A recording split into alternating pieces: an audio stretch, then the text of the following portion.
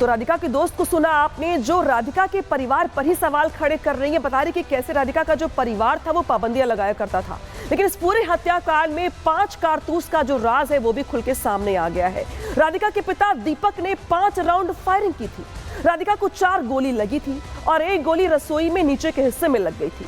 Police को pistol के अंदर से 5 खाली कारतूस मिले हैं और पुलिस की पूछताछ में राधिका के पिता का अजीब व्यवहार भी सामने आया है। दीपक कभी हंसने लगता है, जो पिता है राधिका का, और कभी वो रोने लगता है। पुलिस ने दीपक को जबरन खाना खिलाया था क्योंकि जो उसका बिहेवियर था वो अनस्टेबल है।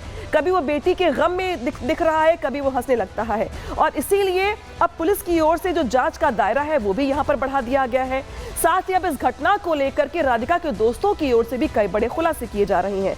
खुलासे ऐसे हैं जिसे सुनकर आप भी चौंक जाएंगे कि एक पिता जो अपनी बेटी को लेकर बड़े बड़े सपने देखता है, उसे पूरा करने की पूरी कोशिश करता है, आखिर वो ऐसा कैसे कर सकता है। लेकिन कुछ सच भी है जो निकल के अब सामने आए हैं। सच ये है कि राधिका की कोई टेनिस एकेडमी नहीं थी। पहले राधिका कोच की नौकरी करती थी, फिर बाद में टेनिस कोर्ट किराए पर ले लिया था। यहीं पर राधिका बच्चों को ट्रेनिंग दिया करती थी। यही एकेडमी राधिका की मौत की वजह भी बन गई। एकेडमी को लेकर 15 दिनों से विवाद चल रहा था और पिता एकेडमी बंद करने के लिए कहा करते थे, लेकिन राधिका एकेडमी चलाना चाहती थी, वो बच्चों को ट्रेनिंग देना चाहती थी और इसी को लेकर के बाप और बेटी के बीच यहाँ पर विवाद चल रहा था। कई बार कहा सुनी के बाद जो अंततः पिता ने इतना बड़ा कदम उठाया और अपनी ही बेटी को गोली मार के यहाँ पे उसकी हत्या कर दी। और इसीलिए सवाल खड़े हो रहे हैं कि एक ऐसी बिटिया जो अपने सपने पूरा करना चाहती थी, जिंदगी में बहुत कुछ करना चाहती थी, वो रूढ़िवाद सोच का शिकार हो गई। लेकिन ऐसा सिर्फ ऐसा नहीं हुआ कि वो सिर्फ राधिका के साथ ही हुआ। हर साल रूढ़िवादी सोच की वजह से हजारों लड़कियां शिकार हुई हैं। दुनिया में हर साल 5000 लड़कियों की हत्या हुई है। सिर्फ भारत की बात कर लेते हैं तो यहाँ पर 2014 से 21 तक 500 लड़कियों की हत्या हुई है। 2015 में सबसे ज्यादा 192 लड़कियों की हत्या हुई। रूढ़िवाद के शिकार हर 5 में से 1 लड़की भारतीय है।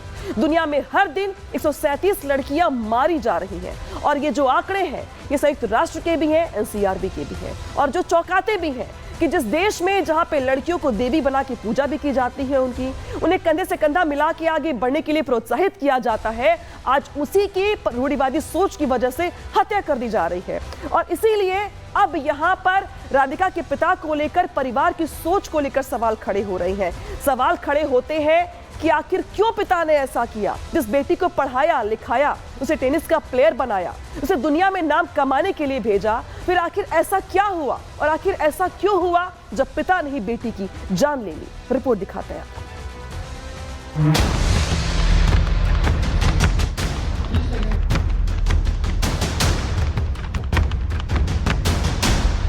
21वीं सदी में भी रूढ़िवाद का जाल बेटियों के लिए काल बना हुआ है। राधिका यादव जैसी कई बेटियां हैं जिन्होंने रूढ़िवाद की दहलीज पार करने के चक्कर में अपनी जान गंवा दी। इन बेटियों को जिनसे प्यार मिला, परवरिश मिली, उड़ान भरने के लिए हौसले मिले, उन्हीं हाथों से इन्हें मौत भी मिली। कसूर सिर्फ इतना कि इन्होंने रूढ़िवाद की दहलीज पार कर दी। जरा सोचिए कैसे होते होंगे वो पिता और भाई जो अपनी बेटियों को पालते तो बड़े प्यार से हैं, लेकिन जब बेटियां बड़े होकर अपने सपने को पूरा करना चाहती हैं तो वही पिता और भाई उनकी जान के दुश्मन बन जाते हैं। उनके पास हमेशा से ही सोसाइटल प्रेशर बहुत ज्यादा था और वो हमेशा से ही ऑर्थोडॉक्स थे। मतलब वो रोका टोकी हर चीज में रहती थी। मतलब मैं और राधिका, हमने I think we started playing in back 2012 या 13 में। हम साथ में ट्रैवल भी करते थे, हमने आपस में भी बहुत सारे मैचेस खेले हैं। तो मतलब मैंने उसे देखा नहीं है कि किसी से ज्यादा बात करते हुए, हमेशा देखा है कि वो अपने पेरेंट्स के साथ ही रहती है। राधिका बिटिया की इस तस्वीर को देखिए। हाथ में टेनिस पकड़े राधिका न सिर्फ अपने परिवार बल्कि पूरे देश का नाम रोशन करना चाहती थी। राधिका का परिवार भी उसके सपनों को पूरा करने में हर मदद कर रहा था। जानकार तो यहाँ तक बता रहे हैं कि राधिका के पिता उसे खेलने के लिए छोड़ने जाते थे और जब राधिका मेडल जीतती थी तो उसके पिता उस मेडल को घर के सामने वाले कमरे में लगाकर खुद पर गर्व महसूस करते थे। लेकिन 2 साल पहले लगी एक चोट ने राधिका की पूरी जिंदगी बदल दी।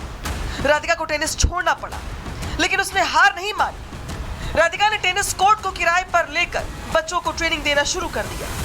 लेकिन राधिका राधिका की यही टेनिस एकेडमी उसके मौत की वजह बन गई। वो बहुत टाइम से ना अपने घर पे सफर कर रही थी, बहुत ज्यादा उसको ना घर पे बहुत ज्यादा घुटन महसूस होती थी, क्योंकि ऐसे कौन ही रहना चाहेगा यार, हर चीज का एक्सप्लेन करते रहना कि क्यों कर रहे हैं, क्या कर रहे हैं, किससे बात कर रहे हो। आई रिमेम्बर वीडियो कॉल्स पे भी उसको दिखाना पड़ता था कि अभी देखो हिमांशिका से मेरी बात हो रही है। मैं उसके घर पे भी विजिट करती थी तो उसकी एकेडमी उसके घर से हार्डली 50 मीटर्स दूर थी, बट फिर भी उसको घर पे आने का एक टाइम था कि इससे लेट नहीं हो सकते हैं। राधिका अब इस दुनिया में नहीं है, लेकिन राधिका जैसी कई बेटियां आज भी रूढ़िवाद की दहलीज पार करने की कोशिश में हैं, रूढ़िवाद के खिलाफ अपने परिवार से लड़ रही हैं। ऐसी बेटियों को आज सपोर्ट की जरूरत है। ऐसी बेटियों के परिवार को रूढ़िवादी सोच के खिलाफ जागरूक करने की जरूरत है, क्योंकि समय बदल चुका है। आज देश की राष्ट्रपति खुद एक महिला है। प्रधानमंत्री बेटियों को अलग अलग योजनाओं से उत्साहित कर रही हैं, प्रोत्साहित कर रही हैं। यही वजह है कि देश की बेटियां आज हर क्षेत्र में अपने झंडे गाड़ रही हैं। Bureau report, Republic Bharat. और अब खबरों में आगे बढ़ते हैं और अब बात करते हैं छांगुर बाबा की, जिसके जिहादी इरादों के बारे में सुनकर आप भी चौंक जाएंगे। एक ऐसा बाबा जिसने धर्म के नाम पर ऐसा धंधा शुरू किया जिसके चलते उसने अरबों का साम्राज्य खड़ा कर लिया, लेकिन प्लानिंग और इरादे इससे कहीं ज्यादा बढ़े थे। छांगुर नेपाल के साथ साथ यूपी के कई जिलों में स्लीपर सेल्स को एक्टिवेट करना चाहता था। नेपाल के जरिए रोहिंग्याओं को भारत में शामिल करवाना चाहता था। इसी के साथ साथ उसके प्लान में बहुत सारे लड़कियों की शादी आईएसआई एजेंटों से करवाने की भी थी, और इसी वजह से चूंकि अब वो रडार पर था और अब इस पूरे मामले में पूछताछ चल रही है, तो कई बड़े खुलासे भी हो रहे हैं छांगुर बाबा को लेकर।